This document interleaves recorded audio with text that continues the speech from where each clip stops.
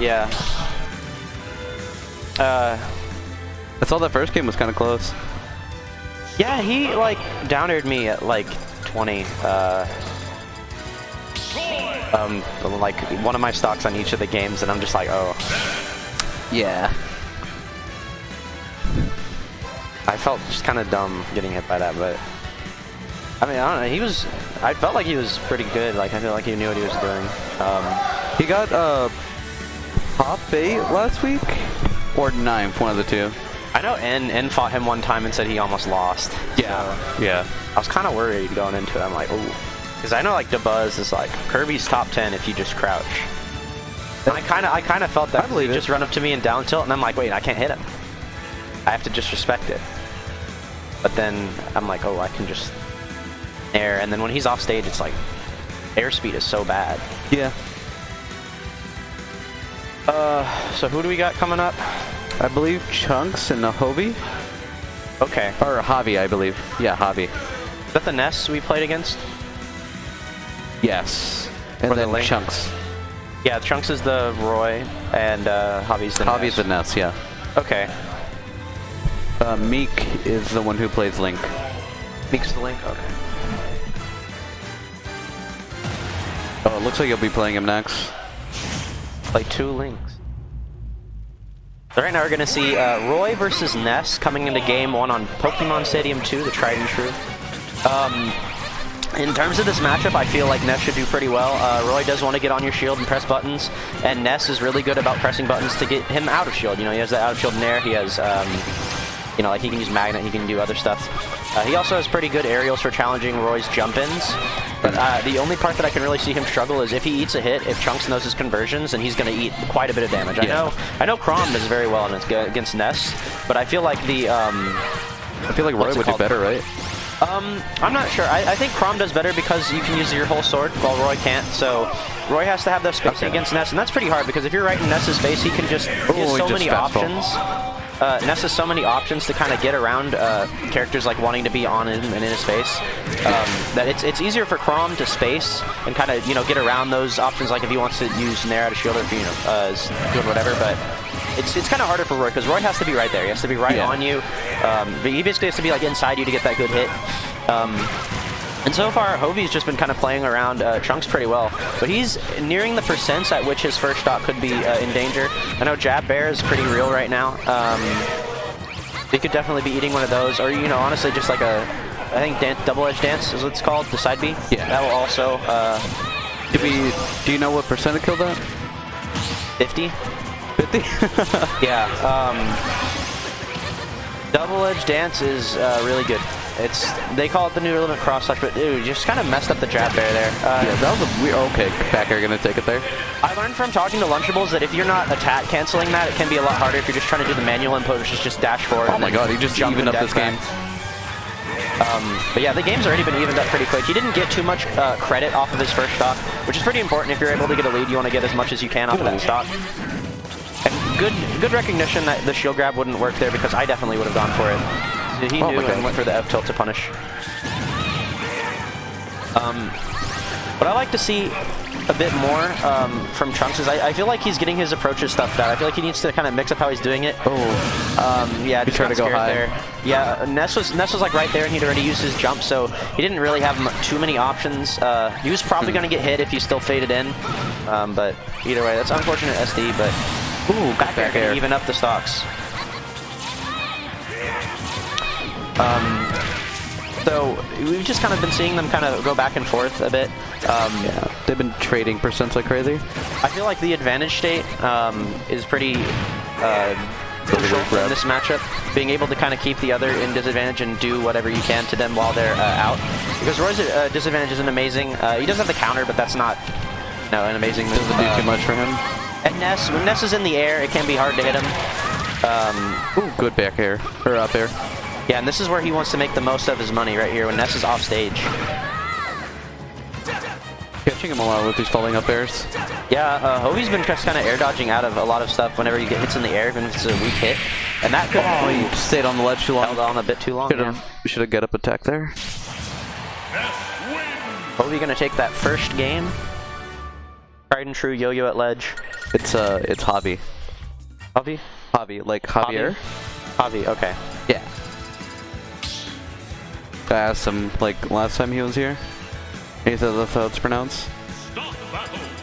Yeah, I always pronounce the name Sean, like S-E-A-N. I pronounce that as Scene, like every single time I see that. I'm not good with names. Yeah, I'm not either. I'm gonna go to Town and City. I know this is a pretty good stage for Roy because of the small side blast stuns. Because Roy's usually just killing with like jab back air or like kind of a a dash attack or side not B. a dash attack, like a dash forward tilt or or side B, and all of those kill off the side. Yeah. So the really high ceiling really doesn't benefit Roy, but it doesn't hurt him at all. Yeah. So yeah, this is a pretty good counter pick. I feel like this can also help Ness too, though, because Ness has that back throw, which if you don't DI right can kill you really early. But Hovie just been kind of getting around anything that Trunks has been trying to set up, just stuffing him out with these fairs.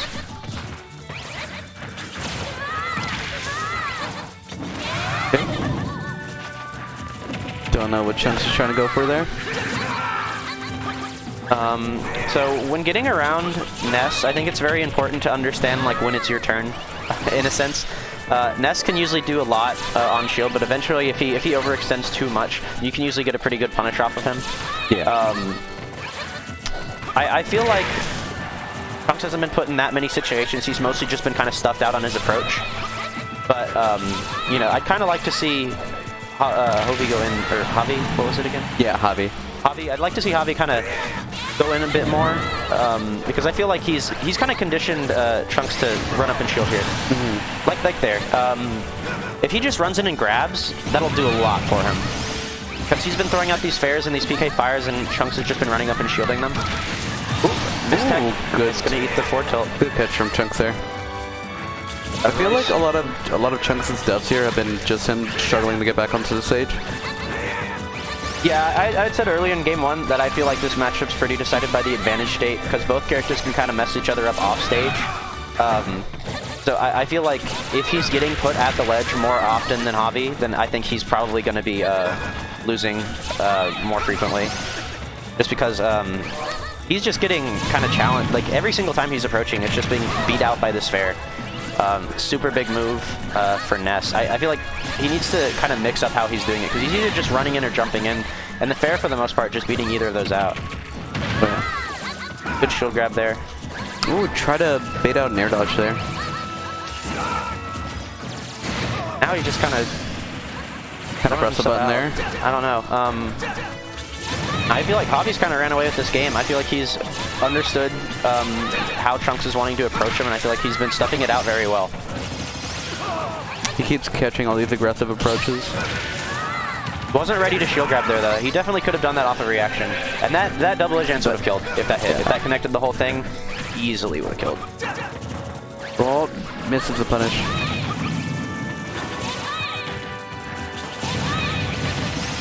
Catching these PK fires. Trunks has just really been struggling to get in this whole game.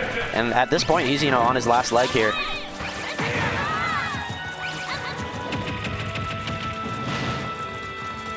This is where he needs to kind of get something started. Hovie's off stage, he needs to make work of it, but unfortunately, he's just kind of getting back to center there. Could be a jump early. Good high recovery. Oh, and I don't know how he got down there. I kind of was looking at Roy. I think he tried to back air when he hopped over him, and it just put him in that position. Oh, make a break right here. Oh, good stuff.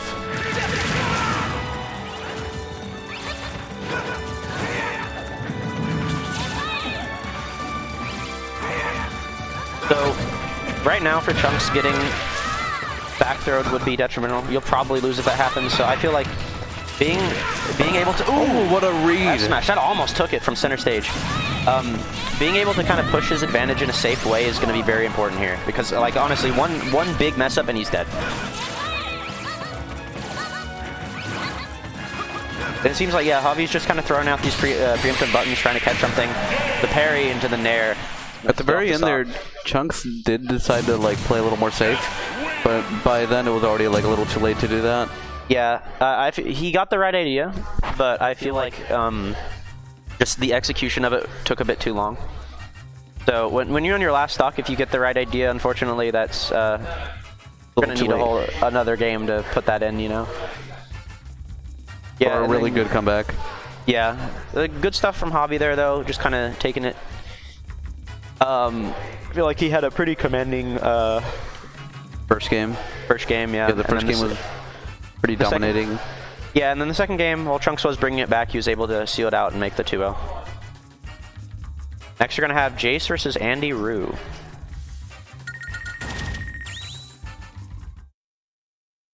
Zelda and Wario. The matchup I cannot say I have seen before. I think I've seen Jace play against a Wario once. Might be the same Wario. I feel like he's the only one we have here. Ismon comes down sometimes, but we don't have like any really dedicated Wario mains here except for Andy Rue. And if I'm correct,